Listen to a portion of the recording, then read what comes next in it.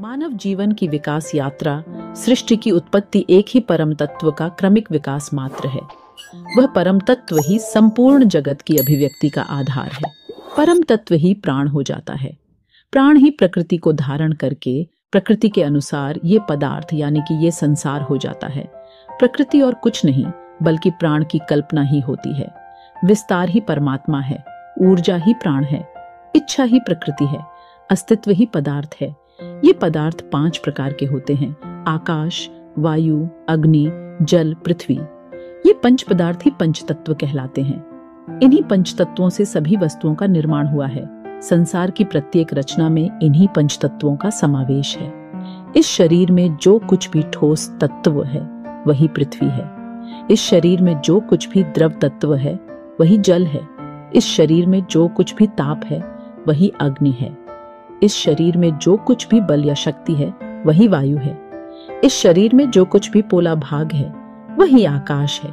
सृष्टि की प्रत्येक इकाई के निर्माण में इन्हीं पंचतत्वों की मूल सामग्री प्रयुक्त होती है। पंचतत्वों द्वारा निर्मित यह शरीर 4 आयामों वाला है, क्योंकि इसमें आदि, मध्य, अंत और इन तीनों का संयुक्त अस्तित्व स्थित रहता है। दूसरे शब्दों में इसे ही जन्म, जीवन, मृत्यु और इन तीनों का आधार ही क्रमशः 4 आयाम कहलाता है। किसी भी रचना की अभिव्यक्ति इन्हीं 4 आयामों से ओतप्रोत होती है, जिसे लंबाई, चौड़ाई, मोटाई और इन तीनों का संयुक्त केंद्र समाहित होता है। इन चारों आयामों के आधार पर ही जीवन चेतना 4 आयामों वाली है: जागृत, स्वप्न, सुषुप्ति, तुरीय। इन चारों आयामों से ही 4 शक्तियां उदित होती हैं: क्रिया शक्ति, वाक शक्ति, भाव शक्ति, चिशक्ति। इन चारों शक्तियों का विकास ही मानव जीवन का समग्र विकास कहलाता है। तन में क्रिया शक्ति, मन में वाक शक्ति, प्राण में भाव शक्ति, आत्मा में चिशक्ति समाहित होती है। तन से कर्म, मन से वाणी, प्राण से संकल्प, आत्मा से साक्षी का उदय होता है। ये ही मानव जीवन विकास के फल हैं।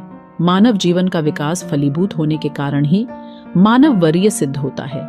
ये चारों केंद्र उत्तरोत्तर उच्च वरीयता वाले केंद्र हैं। शारीरिक क्षमता से कृषि कर्म, मानसिक क्षमता से वाणिज्य कर्म, भावनात्मक क्षमता से प्रशासन कर्म एवं चेतनात्मक क्षमता से नेतृत्व कर्म संभव होता है। इन्हीं क्षमताओं के कारण ही शरीरावस्था, मानसिक अवस्था, भावनावस्था, चेतनावस्था का निर्धारण होता है। जिसमें जैसी क्षमता विकसित होती है वह वैसे कर्म का संपादन करेगा। एक बात का ध्यान रखना चाहिए कि किसी अवस्था का विकास हमारे जीवन का लक्ष्य नहीं है। क्रिया शक्ति से कृषि कर्म, वाक शक्ति से वाणिज्य कर्म, संकल्प शक्ति से प्रशासन कर्म और विवेक शक्ति से नेतृत्व कर्म संपादित होता है। मानव जीवन विकास यात्रा का विस्तृत परिचय आगे प्रस्तुत किया जा रहा है।